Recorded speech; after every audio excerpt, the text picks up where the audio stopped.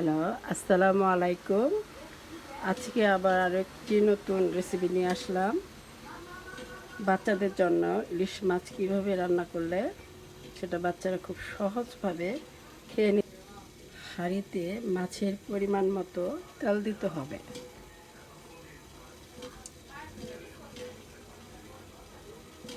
আমি খুব অল্প তেল, 1 টেবিল এক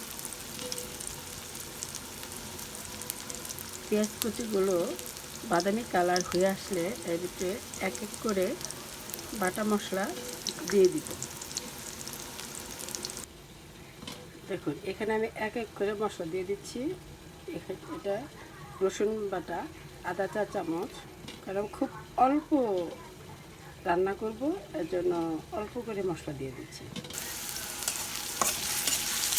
এখানে যেহেতু আরও মশলা যাবে, হলুদের গুঁড়ো, মরিচের গুঁড়ো, ধনিয়ার গুঁড়ো, হালকা একটু জিরা বাটা বা জিরার গুঁড়ো, কারণ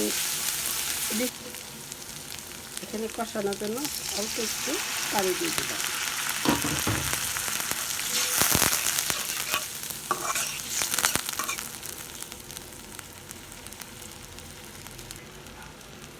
আমি চুলার আঁচটা মিডিয়াম রেখেছি। এর ভিতরে যেহেতু বাচ্চারা খাবে, এই জন্য মরিচটাও কমিয়ে দিলাম, 1 চা চামচের চেয়ে একটু কম। দেখুন, এখানে কি সুন্দর একটা কালার এসেছে এবং মশলা কষানোর জন্য উপরে তেল ভেসে বসে আসছে। আমি কিন্তু তেল খুব কম।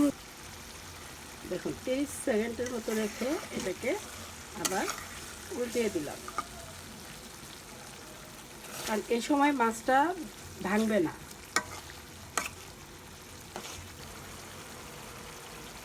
মাছটা আমি এইভাবেই নামাবো। এর জন্য আমি এর ভিতরে কষানো হয়ে গেছে, একটু পানি দিয়ে দিলাম, পরিমাণ মতো পানি দিয়ে দিলাম, যেন